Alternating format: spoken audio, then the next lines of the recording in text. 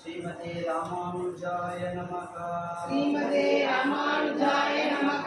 श्रीमते प्रभुपादाय नमः। श्रीमते प्रभुपादाय नमः।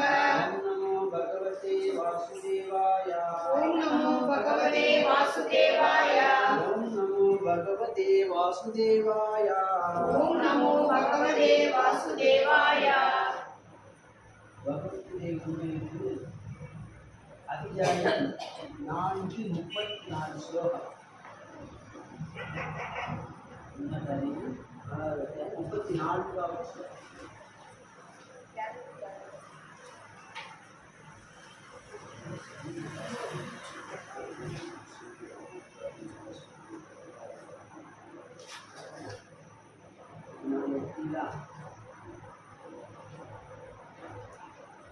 तद्विद्धि प्रणिपातेन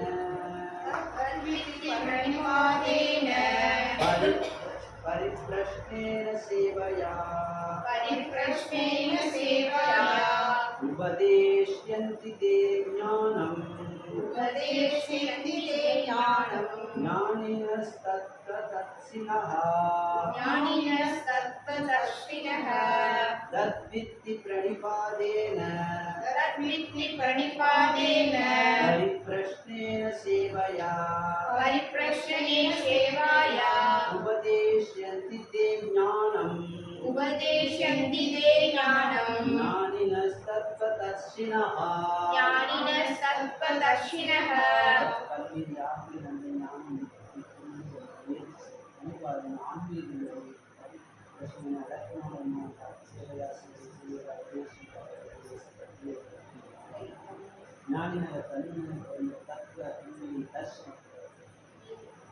ஆன்மீக குருவை அணுகி உண்மையை அறிய முயற்சி செய்.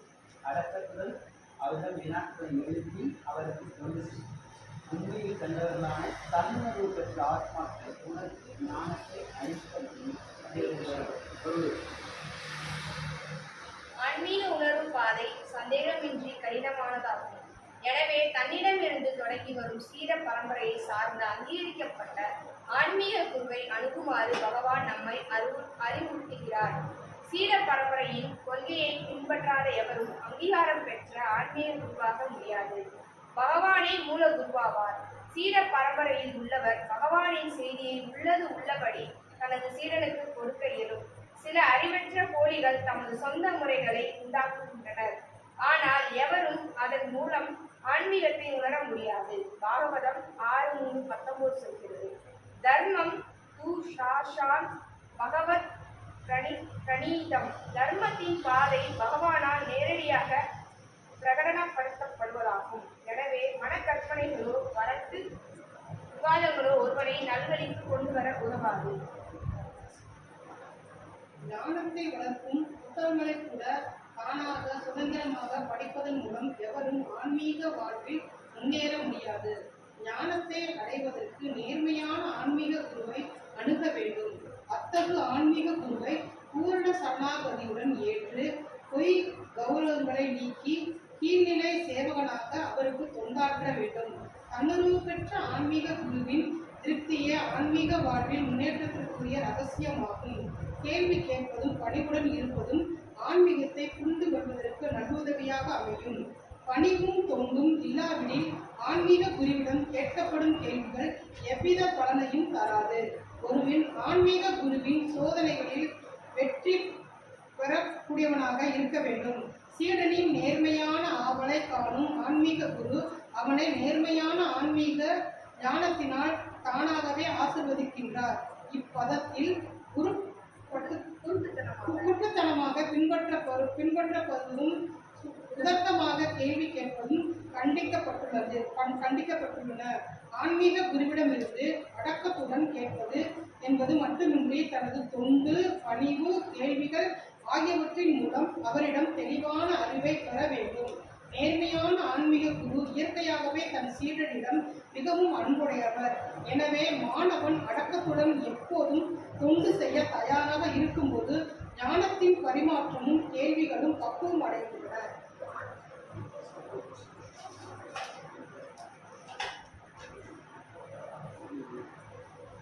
இந்த ஸ்லோகம் வந்து பகவான் சொல்லக்கூடிய ஸ்லோகம் தான்.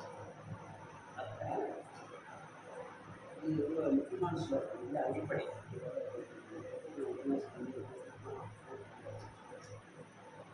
இந்த ஆன்மீகத்தில் முன்னேறதுக்கு ஒரு பெரிய கருத்து. பகவான்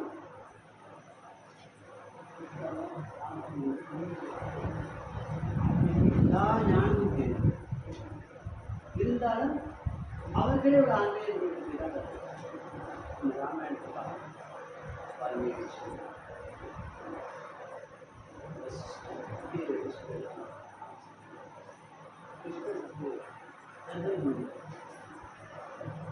எதுக்கு கிருஷ்ணனுக்கு தெரியாத நம்மளுக்கு தெரியாத எல்லா விஷயம் இன்னும் சொல்லப்போ 64 கலைகளில் 64 சொல்லி கேள்விப்பட்டது. 64 கலைகள் 64 கலைகளையும் கிருஷ்ணனும் பலராமனும் குருகளும் ஒரே நாளில் 2 நாள் வரும்.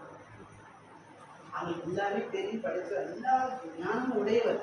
இருந்தாலும் குருக்கு பேர் குருக்கு பணி. அப்போ பகவானே ஆன்மீக குரு மூலமாக தான்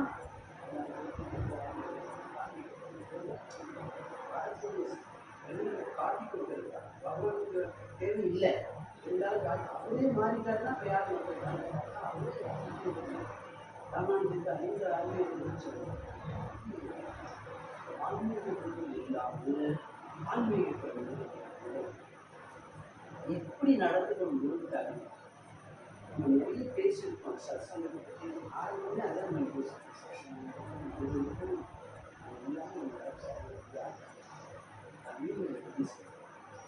பகவான் சொல்றார் எப்படி நடந்துக்கணும். எப்படி சாசனம் ஆன்மீக குருவை அணுகி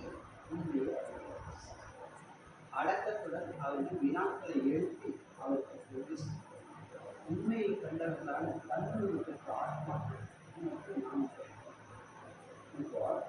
எப்படி நடந்துக்கணுமா இது நிறைய சொல்லுங்க. அடக்கத்துடன் அவர்கள் வினாக்களை எழுப்பி அவருக்கு கொஞ்சம் 2 பாயிண்ட். ஆன்மீக குரு வந்து யாருமே வந்து தனக்கு தொண்டு செய்யும் சொல்ல மாட்டாங்க. அதனால உண்மையான ஆன்மீக உலகத்தில் ஆன்மீக வருவாங்க.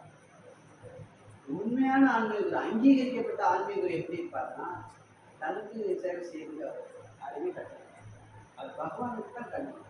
பகவானை காட்டுறது பகவானுக்கு தான் தொண்டு செய்வாங்க. பகவானை தொண்டு செய்வது தான் சீடர் வளர்ச்சி தான் சொல்றாரு. அப்படியாப்பட்ட ஆன்மீக குரு அடக்கத்துடன் அவருக்கு தொண்டு செய்ய அப்படின்னா அவர் கட்டளையிடுவார். ஆன்மீக குரு இதை செய். அந்த சீடனுடைய ஆன்மீக முன்னேற்றம் முழுதே அவர் குறிக்கொள்ளார். சீடரை கிடக்குமா குருவுடைய கணக்கு கூட இல்லை சொல்ல பயனில்லை. நீங்கள் நல்லா இருக்கீங்களா, நீங்கள் என்ன வேலை செய்வீங்க, என்ன சாப்பிட்டீங்க, என்ன இப்படி கேட்குறது ஆன்மீக குருவாக இருக்குங்க. ஏன்னா இதெல்லாம் நடைமுறையில் வந்துடும். ஆன்மீகத்தில் எப்படி வளர்ச்சி அடைஞ்சிருக்கான் சீடனுக்கு தான் பார்க்கலாம். நமக்கு வந்து எத்தனை ரோடு தரணும், டெய்லி தரணும், கோயில் உண்மையிலே பக்தி வளரும் பொழுது என்ன சீக்கிரம் இது சரியில்லைன்னா மற்றதை பற்றி ஒன்றுமே பிரயோஜனம் வராது. அதுதான் முதல்ல இதுதான் கேட்பாங்க. ரொம்ப நாள் பயணம் கரெக்டாக பண்ணாலும் ஜெபம் பண்ணுறீங்களா இதுதான் கேட்பாங்க. கேள்வி முதல் கேள்வி தான் கேட்குறாங்க. அங்கே சரியில்லைன்னா மற்றது ஆடுறது.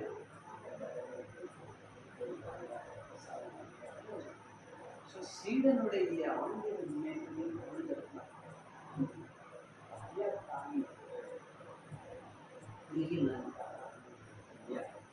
அப்படியாப்பட்ட குருவுக்கு அவர் பகவானை தொண்டு செய்து நிறைய வாய்ப்புகள் ஏற்படுவார்.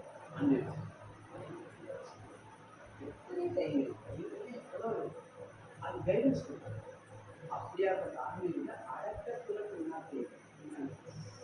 அப்ப எப்பெல்லாம் திடீர்னு அப்ப நினைச்ச மாதிரி கேள்வி கேட்போம்.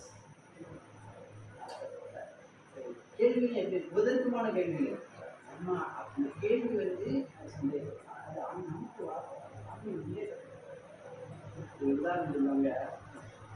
மகாபாரதம் சொல்றீங்க இந்த கேள்வி எடுத்துட்டாரு. ஒருத்தர் கேட்டாலும் கௌரவர்களுக்கு 100 புத்திரன் 51வது புத்திரன் பேர் என்ன மனம் பேர் என்னன்னு கேட்டாலும் இது கேள்வியா இது பிரதர்க்கமான கேள்வி எந்த மாதிரி கேள்வி அதாவது என்ன குருவை செக் பண்றாங்க அது பயப்பட கேள்விங்கிறது எப்படி இருக்குன்னா அந்த கேள்வி நமக்கு மற்றவர்களுக்கு பிரயோஜனம் 51வது கௌரவத்துக்கு வேறு என்ன இருந்தால் நமக்கு என்ன தேவையில்லை கேட்டு நல்லா யோசிச்சு நமக்கு பிரயோஜனப்படுறது மற்றவர்கள் பேசலாம்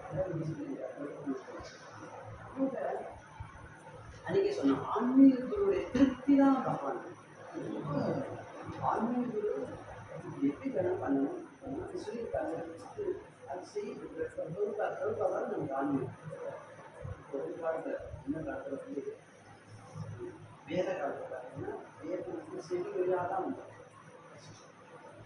பாடசாலை வேதங்களை சொல்லி அவ்வளோ ஞாபகத்தை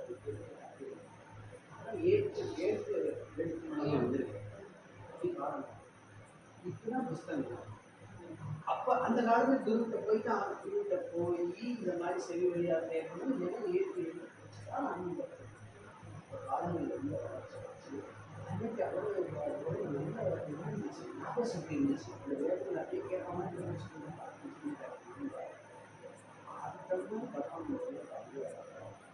இன்னைக்கு புஸ்தகம் பெரும்பாலும் எத்தனை ஆண்டுகளும் அல்ல இன்னைக்கு பெரும்பாலும் இந்த புஸ்தகம் அப்படியே இதுதான் அப்போ நூல்கள் மூலமாக நமக்கு ஆன்மீகம் பெரும்பால புஸ்தகம் உண்மையிலே பெரும்பால புஸ்தகம் சின்ன புஸ்தகம் 20 ரூபாய் பார்த்துருக்கீங்க நான் அதில் பணம் வாங்க நமக்கு தெரியும் அதையும் படிக்கிறது பெரும்பால புஸ்தகம் படித்தா வேற புஸ்தகம் படிக்கவே நிற்காது உண்மையிலேயே நமக்கு சொல்கிற மாதிரியே இருக்கும் அப்படியே ஏன்னா இந்த வேர்ல்டு இந்த பேருக்கு வாங்கிட்டு முடிச்சாங்க ரொம்ப ஆச்சுன்னா உண்மையிலேயே ஆரம்பத்தில் ஒரு 3 வருஷம் பல புஸ்தகம் மூலமாக தான் இந்த கம்பெனி ஆச்சரியமான விஷயம் தான் நூல்கள் மூலமாக தான் வந்தேன் அதான் கம்பெனி வேலை பார்க்கும் போது அங்கே தான் புரிதல் இந்த ஆனந்த விடலாம் வருங்களா அந்த மாதிரி புத்தகங்கள் படிச்சுட்டு தான் இருந்தான் தெரியாது பகவானா ஏற்பாடு பண்ணுறாரு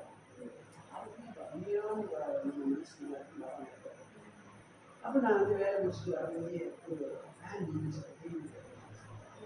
இந்த சன்னியாசம் நான்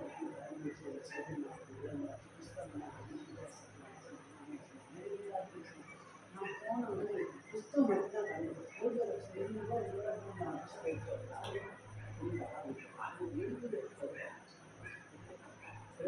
நமக்கு சொல்றாங்க அப்படியே பிரபுபாதாவது நமக்கே சொல்ற மாதிரி இருக்கு படிச்சு பிரபுபாதா நூலில் படிச்சு ஒரு வாழ்க்கை நிச்சயமா மாற்றலாம் அது அது 4 வருஷம் வாங்கிட்டு நான் நேச்சுரல் நடந்தேன் 3 வருஷம் படித்தேன் விடா படிச்சுட்டே இருக்கேன் தொடர்ந்து வேலைக்கு ஒரு சாயங்காலம் படித்து விடிகாலம் படிக்கிறது ஒரு 4வது வருஷம் படித்து முடிக்கும் போது தான் எனக்கு சசங்கள் பாக்கி எப்போ அப்பதான் கிடைக்கும் உலக தீனர் வழியாக நம்ம போயிட்டு வந்துட்டுனா இருக்கும் தெரியலையே 4வது வருஷம் கடைசி பக்கத்தில் படிக்கணும் இந்த மாதிரி சத்சங்கம் ஞாயிற்று சாயங்காலம் 6 மணிக்கு பகவத்கீதை உபன்யாசம் நினைச்சிருந்தோம் கீர்த்தனை இருக்கும் அப்போ சண்டே தான் லாஸ்ட் கட்டணம் தெரியாதுல்ல உடனே ஃபோன் அடிச்சுக்கணும் இங்கே தான் கட்டணம் கட்டணும் இல்லை இலவசம் தானே சாயங்காலம் 4 மணிக்கு ஃபோன் வரும் 6 மணிக்கு வரும் உடனே கிளம்பி கணக்கு போனால் அதை அனுப்பி பக்தர்கள் இதெல்லாம் கொண்டு அறிவு பார்த்த உடனே அவங்களை பார்த்து ஆடுவது நான் ஆடினேன்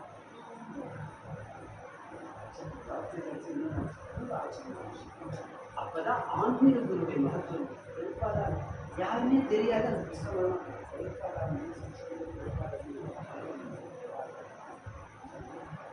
ஆன்மீக குரு நம்ம கிடைச்சிட்டாங்களே மெழுவதுக்கு ஆன்மீக குரு சத்சங்கத்துக்கு எல்லாம் கிடைச்சாங்க சந்தேகமே கிடையாது அது கிடைக்காத வரைக்கும் பேர் அதிர்ஷ்டம் இல்லை சத்சங்கமும் ஆன்மீக குரு யாருக்கு கிடைச்சாலும் அவங்க பேர் அதிர்ஷ்டம்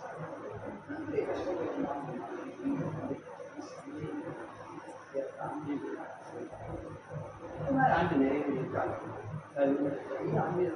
நம்பி மனசு எண்ணூறு ஆண்டு அந்த குரு குரு பரம்பரையில் வந்தவரார் என்ன சொல்லிட்டு குரு பரம்பரை சொல்லும்போது வைஷ்ணவ சம்பிரதாயம்,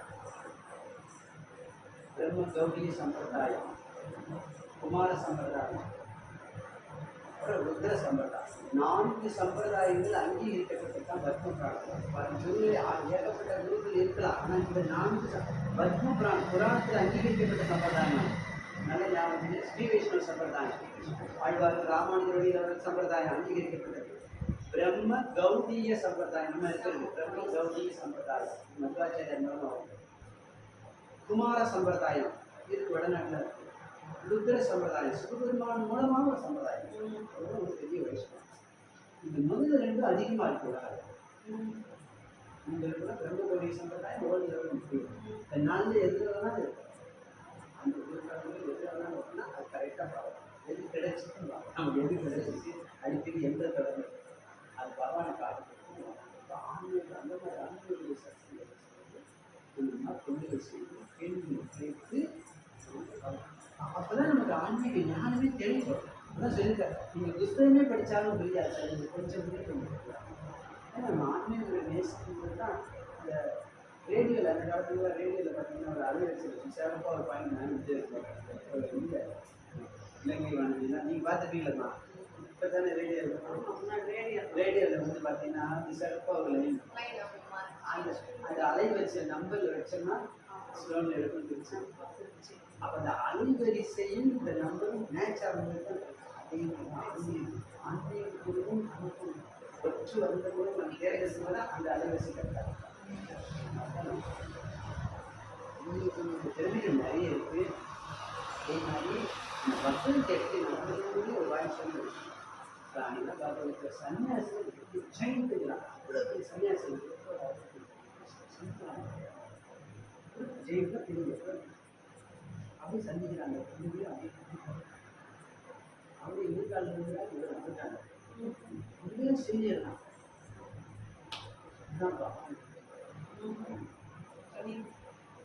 பணி கரெக்ட்.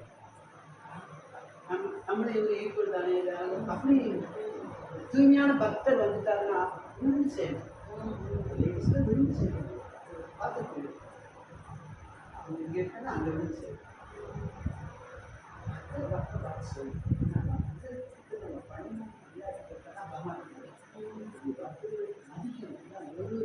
உதவியா இருக்கும். எல்லாருமே பகவானுடைய பக்தர். சந்தோஷம் தான். நல்லா பேசுவாரு. ஒரு பக்தரை பார்த்தாலே அந்த சிந்தனை கூட உதவி பார்க்கணும். நம்ம அவருக்கு என்ன சேவை பண்ணலாம் காட்டுறோம். ஒரு பக்தருக்கு நம்ம பகவானுக்கு சேவை பண்ணால் அந்த பாகவதற்கு சேவை ரெண்டு ஏற்கணும். ரொம்ப ஏற்கணும். ரொம்ப பணிவாக ரொம்ப அடக்கமாக ஒருத்தருக்கு கேட்டு பணியோடு பகவானுடைய பக்தர்கள் வந்து சந்தோஷமாக இருக்கிறாங்க. அவருக்கு தான் பேசுவாங்க, பகவானுக்கு தான் பேசுவாங்க, பகவானுடைய புகழ் பேசுவாங்க, பாடுவாங்க. பகவானே சொல்றாரு, சதம் கீர்த்த என்போமா அப்படின்றார். எப்பொழுதும் என் புகழை பாடுவார்கள், என்னை பற்றி பேசுவார்கள். அவர்கள் அப்படி பேசி ஆனந்தம் அடைகிறார்களாம் அப்படி சொல்றாரு. பகவான் வந்து இப்போ நம்ம நாலாயிரம் படிக்கலாம், அவ்வளோ ஆனந்தமாக இருக்கு. அடுத்த பாருங்க இன்னும் ஆனந்தமாக இந்த பகவானை பற்றி பேசுகிறான். அதான் என் பக்தர்கள் என்னை பற்றி பேசி என் புகழ் பாடி ஆனந்தமாக எப்பொழுதும் என் புகழை பாடுகிறார்கள், பேசுகிறார்கள். ஒரு பக்தர்கள் சொந்தம் நடக்கிறார்.